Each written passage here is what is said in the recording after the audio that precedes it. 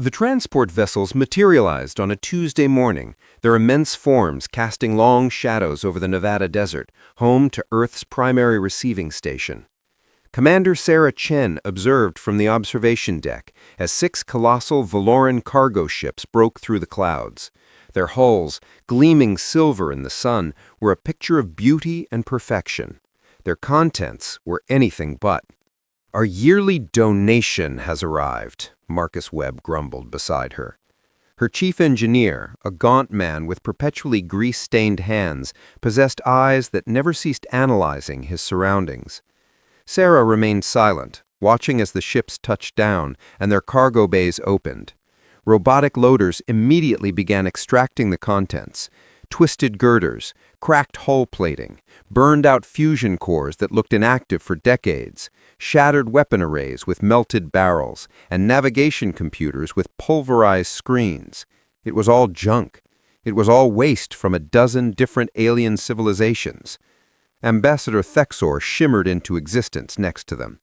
A Valoran, he was tall and blue-skinned, his 4 arms moving in a way that always unsettled Sarah.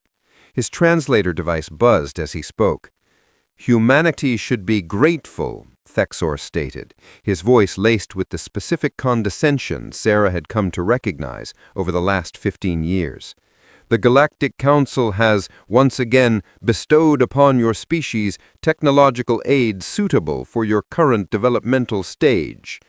Sarah turned to him. "You mean garbage?" "I mean components. Decommissioned, certainly, but functional enough for a species that only mastered faster-than-light travel 20 years ago. The Council is magnanimous to share even this." Marcus leaned in. "This is from 6 different species. Kryn, Valoran, Taxian, Photak, Drexel, and one I don't recognize." "Observant," Thexor noted.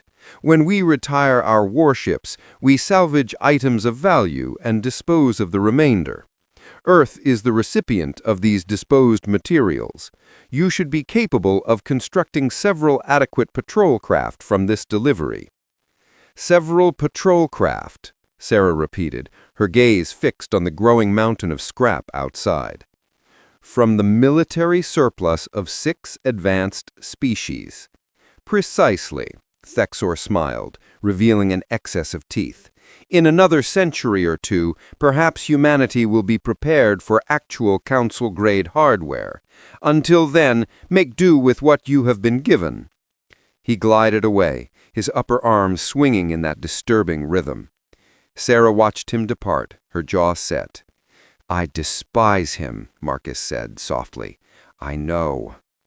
"No, I mean, I really despise him. 5 years ago, when the Titan colony was hit by raiders, we signaled for help. The Valoran peacekeepers were 2 hours out. Do you know what they did?" Sarah knew. Everyone did. They claimed it was outside their jurisdiction. 1,800 people died while they sat in orbit and watched. And now they dump their refuse on our world and demand we call it charity. They stood in silence. Outside, the scrap pile grew, resembling a metallic mountain gleaming in the sun. Utterly worthless, completely useless. Or was it? An idea, a crazy, improbable, likely foolish concept started to form in Sarah's mind. She turned to Marcus. "How many different species did you count?" 6, maybe 7 if I'm wrong about that drive core. "And every species has different tech, different philosophies for shields, weapons, power, all of it, correct?" Marcus looked puzzled. "So?" "So, the Valorans believe we're too basic to do anything significant with this. They handed us components that are incompatible, assuming we lack the ability to make them compatible. We can't. Kryn energy shields require biometric interfaces. Valoran weapons need plasma feeds that Taxian power cores can't generate. Photak phase metal requires quantum stabilization that none of the other tech provides. It's all mismatched. Incompatible by their standards." Marcus stared, his mind visibly racing, processing the possibilities. His eyes widened. "You can't be serious." "Why not? They gave us Kryn shields, Valoran guns, Taxian computers, Drexel engines, and Photak materials. What if we quit trying to use them independently and started forcing them to work together? That's madness. No species has ever successfully integrated alien tech on that scale. The power demands alone would... Wait. Human manufacturing is different. Our alloys, our welding techniques, our coding languages. What if that's exactly what we need? What if we took all this trash and built one ship instead of several patrol craft? One ship that merges technology from 6 species in ways they never dreamed of? Marcus was quiet for a long time. Outside, the Valoran transports were ascending, their mission accomplished. They would return to the stars, assured they had fulfilled their duty to the primitive humans, confident humanity would stay exactly where the Council wanted them, weak, reliant, and appreciative. It would take years, Marcus finally said.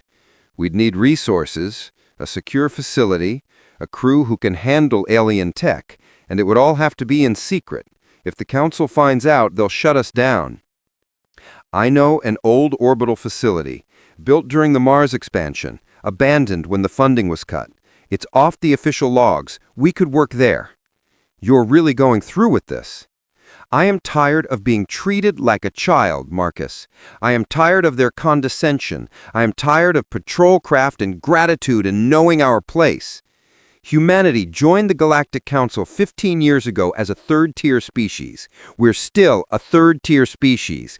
Nothing will change unless we make it change. Marcus looked at the scrap pile, then back at Sarah. A slow smile spread across his face, matching hers. Not nice, not safe, but full of potential. We'd need a team. Engineers who think outside the box. People who see rules as suggestions. Probably the exact people the Council has already dismissed as troublemakers. I know exactly who to call. And a name. If we're building the impossible, it needs a name. Sarah considered it. She thought of humanity's history, of all the times they were told something couldn't be done and did it anyway, of flying too close to the sun and smiling about it. Icarus Rising, she said. Marcus laughed. The aliens won't understand the reference. That's exactly why it's perfect. They stood together, looking at the mountain of trash meant to keep humanity subdued. But Sarah no longer saw junk. She saw components. She saw potential. She saw the start of something that would make the Galactic Council regret its arrogance. They had given humanity scrap metal and expected thanks. They were about to get a revolution. The abandoned orbital facility, Station Prometheus, hung in the void like a forgotten relic. Built 20 years prior during humanity's bold push to Mars, funding had evaporated midway. Now it floated in a dead orbit between Earth and the Moon, too costly to finish and too large to decommission. Its removal from official records made it the perfect clandestine workshop.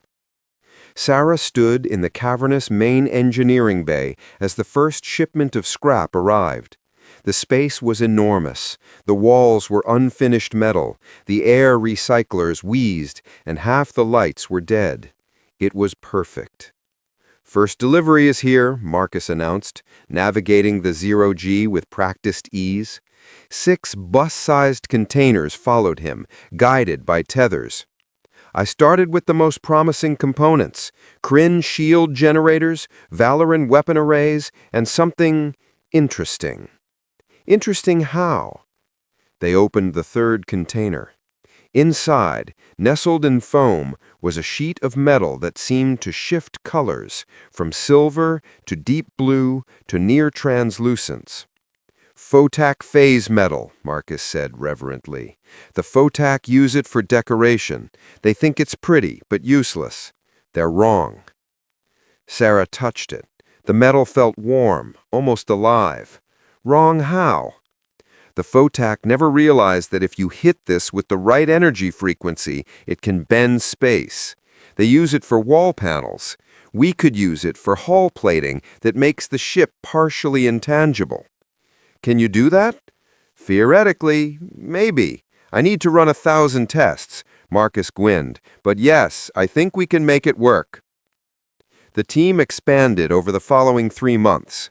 Sarah recruited individuals the Council had rejected as too unconventional, too radical, too human.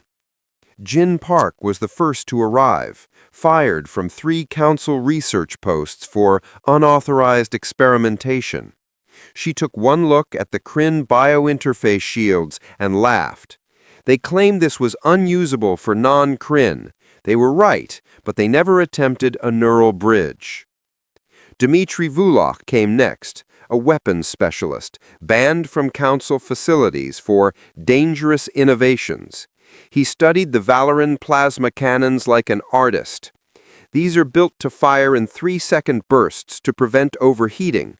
But what if we're not concerned with them overheating? What if we fire them until they melt, then swap in new ones? That's wasteful. That's human, Dmitry replied. Aliens build for longevity.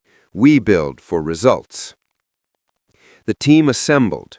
20 engineers, 30 technicians, a dozen programmers specializing in making incompatible systems communicate. They were humanity's outcasts, and they were perfect. The real work started. Problem, Jin announced in week 3. The Kryn shields need a biometric feed. The Valoran weapons need plasma conduits the Taxian power cores can't supply. And nothing here can generate the quantum stabilization for the phase metal. So we improvise, Marcus said, 36 hours into a shift.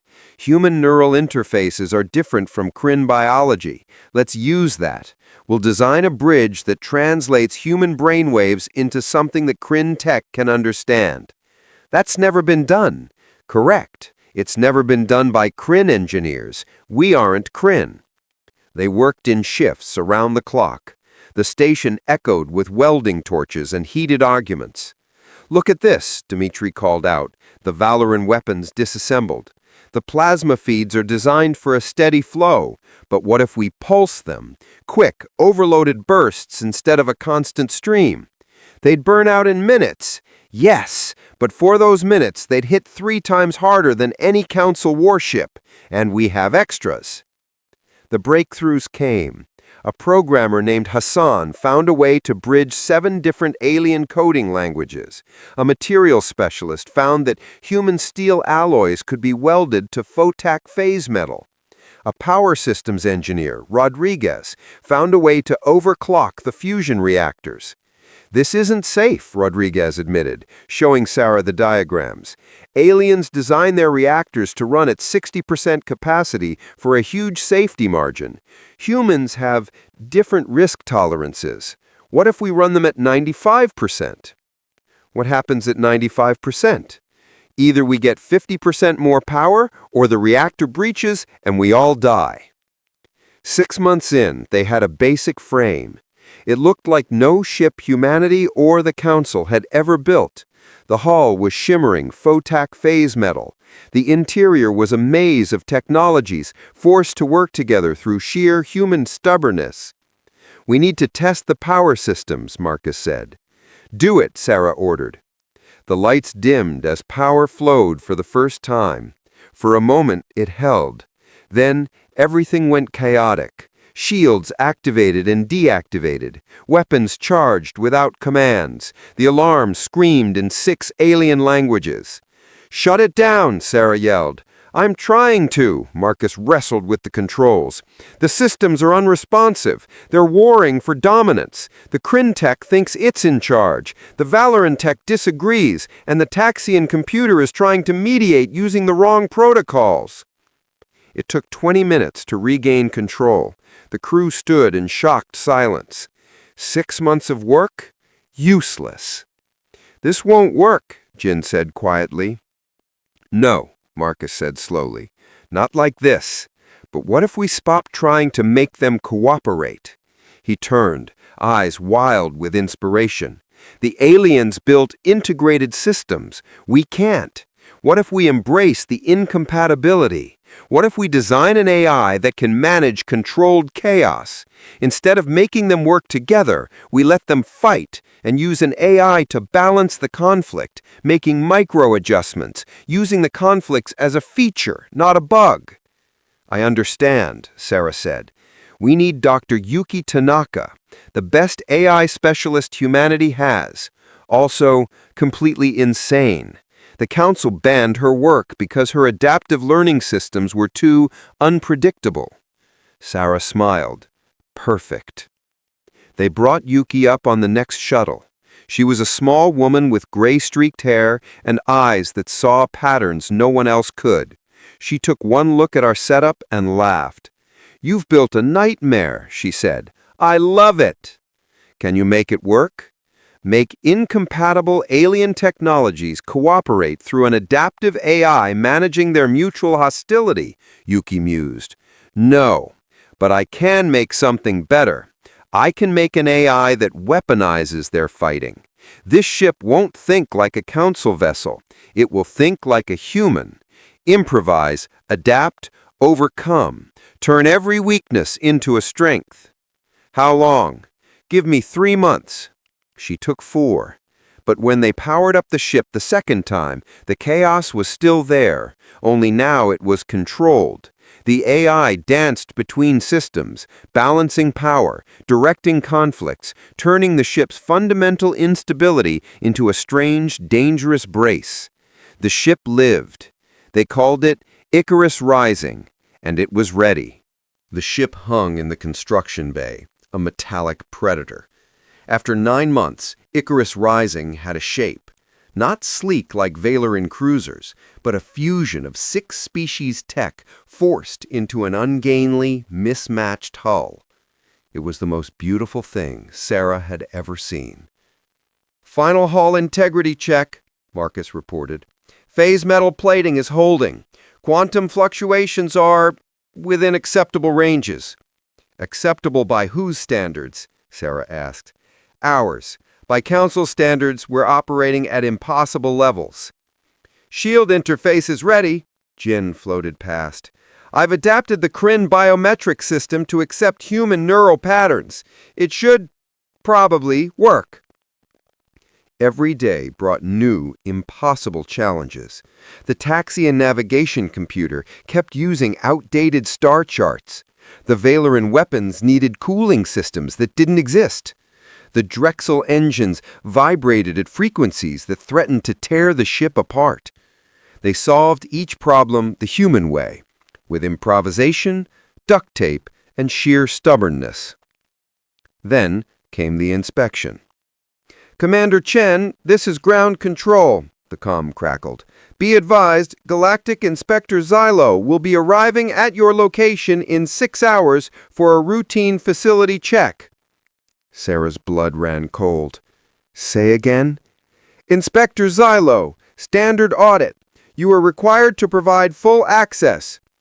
Marcus was at her shoulder. "We can't let him see the ship." "I know. 6 hours isn't enough time to move it." They had planned for this, but planning was different from execution. Yuki activated the holographic projectors. Icarus Rising vanished, replaced by the image of 3 standard human corvettes under construction. "Will it deceive him?" Sarah asked. "Depends," Yuki replied.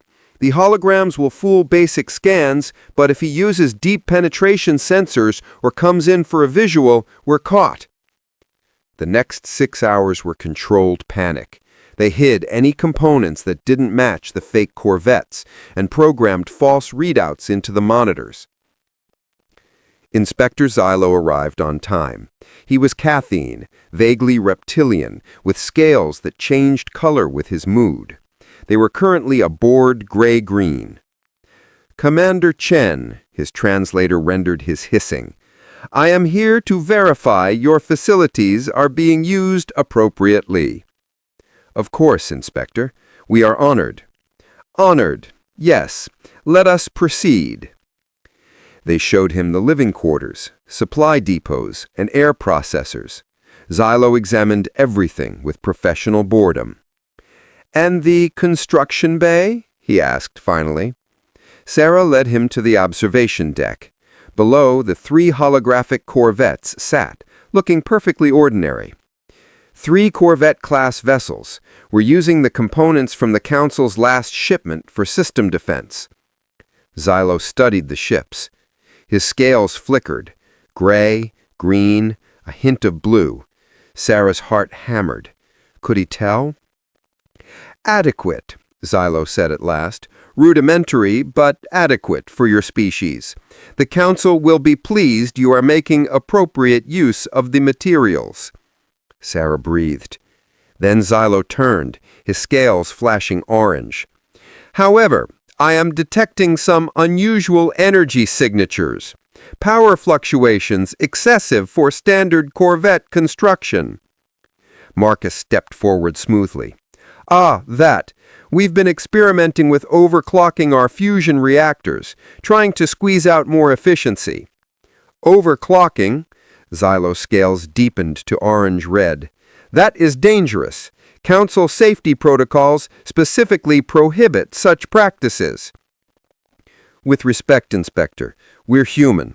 We have different safety tolerances." "Different tolerances or a disregard for safety?" This was going wrong. Sarah needed to redirect. "Inspector," she said quickly, "I'm told Catheens enjoy fine spirits. We recently received a shipment of 50-year-aged Earth whiskey. Would you care to try some?" Xylo's scales shifted. The orange faded. "This would be acceptable for diplomatic purposes." In her office, she poured the whiskey. Xylo took a sip. His scales rippled through several colors before settling on a pleased blue-green. "This is excellent. Earth may be primitive, but your fermentation techniques are remarkable." They talked for an hour about everything except the ship.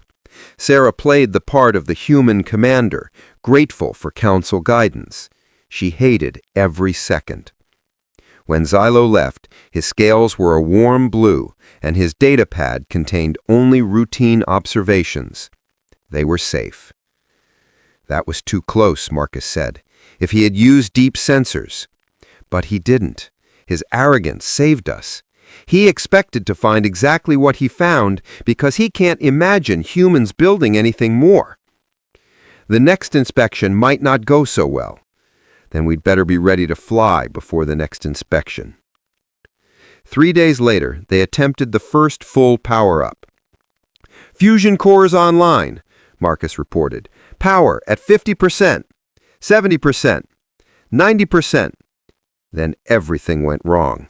The ship lurched, throwing sparks. Alarms screamed. The phase metal hull flickered between solid and translucent. "Full system failure," someone yelled. "No," Yuki said calmly from her station. "Not failure, learning. The AI is learning to balance the systems. Let it work." "We're losing hull integrity." "Let it work." Sarah made the call. "Stand down. Let the AI handle it." The crew stared but obeyed. As they watched, the chaos began to resolve. The AI made millions of micro-adjustments, balancing power, redirecting energy, finding harmony in the discord. The hull stabilized. The alarms quieted. "System stable," Marcus reported, awe in his voice. "All readings, better than nominal. We're operating at levels that shouldn't be possible." The AI needed to learn the ship under stress. Now it knows. This ship will never fly smoothly like a Council vessel. It will fly effectively like a human one. Sarah looked at the ship that shouldn't exist. "How long until a flight test?"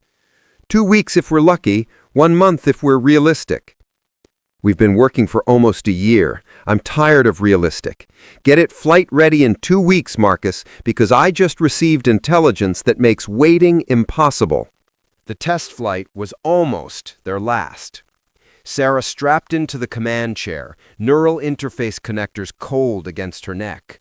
The bridge was a cramped, jury-rigged mess. "All personnel secured," Marcus reported from engineering. "This will either fly, or it will be a very impressive fireball." "Comforting," Sarah said. "Yuki, is the AI ready?" The AI is ready. Whether we are ready for the AI is a different question. Thrusters to station keeping. The ship shuddered, pushing away from the docking clamps. It drifted clear of Prometheus. So far so good, Jin said. That's when the hull panels began shearing off. 3 panels from the port side tumbled away, revealing the superstructure. Alarms blared. "Hull breach," Marcus shouted. "Empty storage," Yuki said calmly. "No personnel at risk." "That's not the point. The hull is falling apart." "Working on it." Yuki's fingers flew. "The phase metal bonding failed under thrust. Adjusting resonance frequency." The remaining plates flickered, then solidified, locking together with a new harmony. The alarms quieted. "Hull stable," Marcus reported, stunned. "Actually, integrity is better than before." "It needed stress to find its proper configuration, like muscles," Yuki said. "Main engines ahead slow." The Drexel propulsion units ignited. The ship moved. The vibrations they worried about started, but the AI compensated, adjusting thrust vectors on the fly. Icarus Rising flew. Then they tried the jump drive. "Calculating short jump, 1 million kilometers," Jin announced. "Jump in 3, 2, 1, mark." The universe twisted. Space folded wrong. The drive, cobbled from Taxian and Valeran parts, didn't create a smooth transition. It ripped a hole in reality and hurled them through. When normal space reasserted itself 2 seconds later, every crew member was screaming. "What was that?" Dmitri gasped. "Our jump drive, working exactly as poorly as I expected. The Taxian and Valeran components are fighting. The transition was violent, but effective." "Can you smooth it out?" "Not without a full rebuild. So every jump will be like getting fired from a cannon through shards of glass." "Essentially, yes." "Add it to the list," Sarah said, wiping sweat from her brow. "Test weapons." Dmitri targeted a piece of satellite wreckage. "Valeran plasma cannons firing." The ship shuddered. Twin plasma bolts erupted, not steady streams, but violent, overcharged pulsives. They vaporized the debris, and several other pieces nearby. "Well," Dmitri said into the silence, "that worked." "That was triple the firepower of a standard Council weapon," Marcus said. "But we burned out the primary capacitors. We only have 6 shots like that before swapping components." 6 extremely powerful shots, Dmitri corrected. They tested the shields.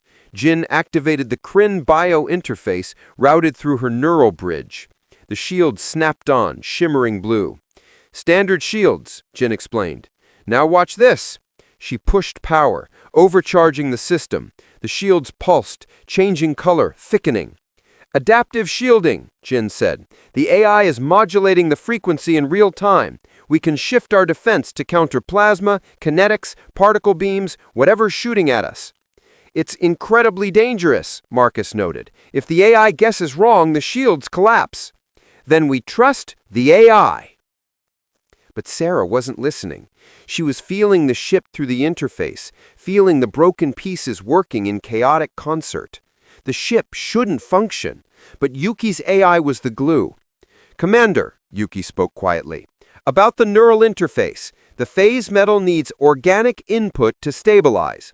The AI can manage most systems, but the phase metal responds to direct, biological, human thought patterns." Meaning someone must be neurally bonded to the ship during combat, not just linked, fully integrated. They'll need to think at ship speed. It will be overwhelming, possibly dangerous. I understood. The ship needs a partner. Yuki met her eyes. "It should be you, Commander." "What are the risks?" "Neural burn, sensory overload, permanent damage if you stay connected too long. The human brain wasn't designed for this." Sarah thought of Arcturus 6, the colony she'd just learned was in danger. 12,000 people. She thought of the Council fleet, 3 days away. She called the crew. "This is it. This is why we built this. 12,000 people are going to die unless we do something impossible." "The ship isn't ready," Marcus said. "The weapons are unstable. The jump drive is violent. The shields are experimental. We're flying a bomb." I know! We could die! I know that too! And we're going anyway! Sarah looked at her team, the outcasts, the troublemakers. We're human. Doing the impossible is what we do. Everyone strap in. Plot a course for Arcturus 6. It has a name, Marcus said quietly. We should use it. Sarah smiled. You're right. Icarus Rising. Prepare for combat jump. All hands, let's fly. They exited jump space like a meteor. The violent transition slammed them against their restraints, but they were here. Arcturus 6 hung before them, a blue-green world under siege. The Kryn bioship swarmed the planet. 47 contact, Jin reported from sensors. The ships pulsed with bioluminescence, their weapons organic. They were systematically destroying the orbital defenses. They haven't seen us yet, Jin said. Good. Sarah was fully linked, the ship an extension of her own body. Tactical analysis, 47 Kryn vessels. Standard Council tactics are to wear them down slowly. We don't have time. And we have exactly one ship, Marcus added. One very unusual ship. They've never seen anything like us. That's our advantage. Sarah's mind processed possibilities at machine speed. The Kryn used hive logic, attacking in coordinated waves. They expected enemies to fight defensively. New plan, Sarah announced. We attack. Attack? Marcus's voice cracked. All 47 of them? That's suicide. That's human. Sarah's hands moved, her thoughts accelerating. Jin, shields to maximum. Dmitri, charge all weapons. Marcus, I need all the power you have. You've got it. Also, you're insane. Noted. Engaging. Icarus Rising dove at the swarm. The Kryn bioships turned, 12 of them breaking off to intercept. They're trying to surround us, Jin warned. Then we won't be where they're looking. Activating phase shift. Sarah pushed power to the hull. The ship flickered, became translucent, and shifted partially out of normal space. The first volley of Kryn acid projectiles passed right through them. Impossible, Jin gasped. The phase shift is holding. Only for seconds, Yuki warned. The power drain is enormous. Don't need long. Sarah brought the ship back to reality, directly in the middle of the Kryn formation. Dmitri, fire everything! The Valoran cannons erupted in violent, overcharged pulses. 6 shots. 3 Kryn bioships simply ceased to exist. 2 more were crippled. 5 down, Dmitri yelled. The remaining Kryn ships returned fire. Acid hammered the shields. Jin's adaptive shielding held, shifting frequencies to counter the assault. Shield stress at 70%, Jin reported. Then we don't get hit. Hold on. Sarah threw the ship into an unpredictable roll, the incompatible engines making it clumsy and impossible to track. She dove under one ship, came up, and vaporized it with a particle beam. 6 down. The rest of the swarm, 35 ships, abandoned the colony and turned toward them. Good, Sarah said. Keep their attention. They're forming up, Jin said. Coordinated assault. They're going to hit us from all sides. Marcus, can we phase shift again? Capacitors need 30 seconds to recharge. We don't have 30 seconds. Sarah's mind raced. In 10 seconds, they would fire. In 15, Icarus would be debris. Yuki, the jump drive, the violent one. Can we do a micro jump, 1 kilometer? What? No, the calculations. The AI can calculate faster. Can we do it? Yuki's fingers flew. The AI says maybe, possibly, probably not, but we might survive. Good enough. Sarah fed the coordinates through the link. 1 kilometer behind the main Kryn formation. Jumping. Now. Space screamed. They reappeared behind the swarm. For 1 perfect second, the enemy had no idea where they were. All weapons, Sarah commanded. Concentrated fire on the largest ship. Now. Every system on Icarus Rising fired at once. The massive Kryn command ship, the Queen coordinating the hive, took the full barrage. Its organic hull bubbled, burned, and died. With its death, the swarm's coordination collapsed. The remaining Kryn scattered, their hive mind broken. The organized assault became chaos. "Targets of opportunity," Dmitri yelled. They hunted. Sarah flew on pure neural instinct, phase-shifting to dodge, micro-jumping to impossible positions, overcharging weapons beyond all safety limits. The tactics were aggressive, risky, and fundamentally unsound by any standard. They were human. 8 more Kryn ships died before she realized they were winning. The swarm was breaking, fleeing into jump space. "Shields are 20%, Jin warned. "So are they. Keep firing." 2 more ships died. The rest fled. Then, silence. The crew stared at their displays, disbelieving. One human ship, one jury-rigged, impossible warship, had just defeated 47 Kryn biovessels. "Did we just do that?" Marcus asked. "Status report," Sarah said, her voice steady. "Shields collapsed. Hull integrity at 60%. Half our weapons are offline. We're leaking coolant. Minor injuries only. No fatalities." "Then we won." Sarah started to smile. Then the neural burn hit. Pain exploded through her skull. She'd been linked too long, thinking too fast. The price came due. She screamed. "Commander!" Marcus was out of his seat. "Someone cut the neural link now!" The interface disconnected. The ship's presence vanished from her mind. She was alone in her own head, and it felt like falling. Sarah slumped in her chair, her last thought before darkness took her. We did it. Part 6. The Reckoning. When Sarah woke, Marcus was there. They were in the cramped medbay. "How long?" she asked. 6 hours. "Doctors say you're fine. Neuroburn, but no permanent damage," Marcus smiled. "You scared us." "How's the ship?" "Dead in space. Every major system needs repair. We're running on fumes." The summons came 3 days later. Commander Sarah Chen and the entire crew of Icarus Rising are to appear before the Galactic Council immediately to answer for their actions. Not a request, a command. "They're going to shut us down," Marcus said. "We just proved humans can take their tech and make it better. Every species on that council is terrified." "Good," Sarah said. "Fear means respect. Fear means danger. They might decide we're too threatening to exist." "Then we give them a choice," Sarah said. "Acknowledge us as equals or watch us make them irrelevant." The council chamber was enormous, a station in neutral space built to accommodate 50 species. Sarah and her senior crew, Marcus, Jin, Dmitri, and Yuki, walked toward the central hearing room. Ambassador Thexor was waiting. His forearms were folded in disapproval, his eyes burning with anger. "Commander Chen, you have caused a disturbance." "We saved 12,000 lives," Sarah replied. "You revealed unauthorized military technology. You deployed an unregistered warship. You engaged in combat without council approval. Any one of these could have humanity expelled." "And yet," Sarah noted, "here we are being summoned, not arrested. That tells me the council is conflicted."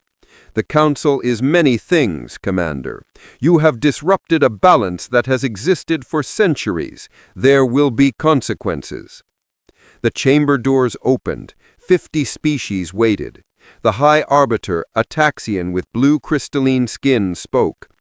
"Commander Sarah Chen of Earth, you stand accused of unauthorized actions. How do you plead?" "Guilty," Sarah said simply. "We built an unauthorized warship. We deployed it without permission.